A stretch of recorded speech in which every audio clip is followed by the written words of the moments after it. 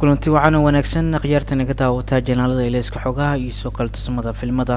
si wada jira labadan janaal hadan oo kale waxaan kugu soo gudbinaa wararkii ugu dambeeyay maanta laga xariiqay qarmaha koonfurta iyo Bollywoodka ee la xiriira xanta jilayaasha filmada soo baxay qorshooyinka filmada tiyaatarada saaran ku goosgoosada heesaa laga soo bandhigay iyo waxyaabahaas dhan la bixiso leeyihiin oo la wadaagay kartiin daawadaashana ku taxan barta tusmada filmada iyo soo kala barta kale ee isku xogaha meel walba joogtaan hawada waxaa idin kala leeyahay maalin wanaagsan ku soo dhawaada akhbaaraadkeena waxaa isku bilaabi doona filmka Adi Purush sidoo ayuu ku furmay qaadashada tikaradiisa hordhaca ee filmka Adi Purush qaybtiisa Hindiya ayaa waxaa la sheegay in Sabtidii la bilaabay taas oo sidoo kalena uu falcelin fiican ka helay qaabka uu ku bilaabay taas oo labada qayb ee ugu waaweyn ee filmada laga daawado ee BFR iyo Onyxna waxaa la sheegay in tikada fiican laga iibsaday sidoo kale waxaa la sheegay in ku dhawaad tikada filmkan la iibsaday taas oo ka dhigan in 60% oo filmka maalintiis koowaad oo noqon doono film si walaal ku furma qaybta lagu soo fasaxay doona 3D-ga ayaa wuxuu yahay qayb weli aan la soo fasaxin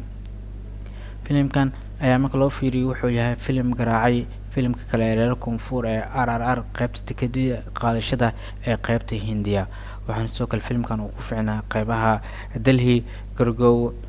Gandigar, Kolkata halkaas oo la sheegay in filmka uu noqday mid si fiican laga iibsaday filmkan ay waxa ka dhigantaa in maalintiis koowaad oo soo wacdara oo ku furmay doono filmkan waa film afka lagu wada hayo sidoo kale waxaa hogaamiyka Barbas kaas oo actor ban Hindiya soo kale wacdara ku helay filmkiisa Bahubali ee labada qayboodba taas oo ka dhigan xidig markaan uu yahay filmkan mid uu wacdara kaga dhigi karo qaybaha box office Hindiya sidoo kale wuxuu yahay film xiiso badan waxaana kala soo muuqan doonaan tirshada Kriti Sanan xidig Sanasin iyo xidig kale ee lagu magacaabo Saif Ali Khan ana kala daawar bixintan waxaan ku soo qaadan doonaa Ranbir Kapoor ayaa markaan wuxuu ballan qaaday in filmkiisa soo socda ee Animal uu noqon doono film ballan qaade heesta oo action caalami ah in lagu soo bandhigo Animal ayaa maanta waxaa laga soo fasaxay goosgooskiisa hordhaca iyo soo kala goosgooskana uu dhiman yahay kadib Brahmastra iyo soo kala Tome Maker Ranbir Kapoor ayaa markaan wuxuu rabaa inuu la imaado filmku hadalhaynta badan ee bandhigiisa ee sanadkan ee Animal xidig reer Bollywood ayaa wuxuu yahay mid la imaan doono muuqaalan kor loogu arkin waxaan daawadaashii ku markaan sugilaa inay daawadaan qoraaga directorka Sandeep Reddy filmkiisa taas oo noqonaya mid oo la shaqeyn doono xidig u dhameystiran ama xirfad sare leh ee Ranbir Kapoor waxaan soo saarayaasha ay la imaadeen film ku saabsan arrimaha gangsterka iyo dramaha taas oo lagu wado in tiyaatar la saaro 11 Agoosto iyadoo maanta la soo fasaxay goosgoosiisa hordhaca ee filmkan xiisaha badan Animal ayaa wuxuu uu siiyay ama tusay daawadayaasha waxyaabaha filmkan uu qusay kaas oo yahay film u dhameystiran arrimaha actionka sidoo kale madadaalo ay u raacsan tahay Ranbir Kapoor qaabka iyo soo kale kaartada ayaa waxay ka dhigaysay mid xiiso u yeeshay soo fasaxitaanka in la sugu waayo muuqaalka kooban ee filmkaas kaas oo ka dhigi karta filmka mid level kala gaarsiisa T-Series ay waxay ka soo saartay 49 second taas oo soo kale ballan qaadeen in dhawaan muuqaalkiisa kooban la soo fasaxi doono filmka ayaa soo kale waxay muuqaalkiisa kooban maanta laga arkay in uu xidigan oo la dagaalamayo dad badan kuwaas oo wato maqarka gacanta lagu qaato asagoo dhiig oo ka daayo waxaana arkay xidigan dharcad oo watay asaguna uu yahay mid manaxaanka u jaray qaabka muuqaalka kooban ama soo fasaxitaanka muuqaalka hore ee filmka Animal ayaa director waxaa ka ah Sandeep Reddy filmkan ay wuxuu noqonayaa film weyn kaas oo jalaayal waaweyn kala soo muuqan doona Ranbir Kapoor sida Anil Kapoor, Baby Doll iyo Rashmika Mandanna waxaan soo kale sheegay in Shakti Kapoor filmkan oo ku leeyahay door muhiim ah Anil Kapoor ayaa doorkiisa wuxuu yahay inuu yahay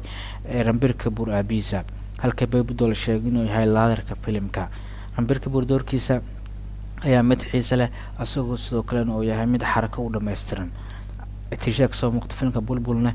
Tripti Dimri ayaa iyadana waxaa sheegay door muhiim ah filmkaasi ku lahaan doonto Sandeep Reddy waa filmkiisa labada director ka noqday film Hindiya kadib filmka Kabir Singh ee Shahid Kapoor oo hogaamiye ka ahaa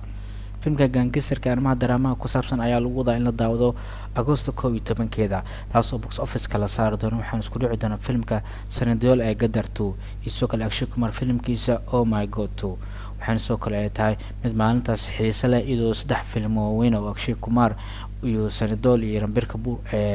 isku dhici doonaan filimkan ay soo saaray waxaa ka ah shabakada T Series asuu yahay filimada ugu xiisaha badan ee sanadkan la suulaaya.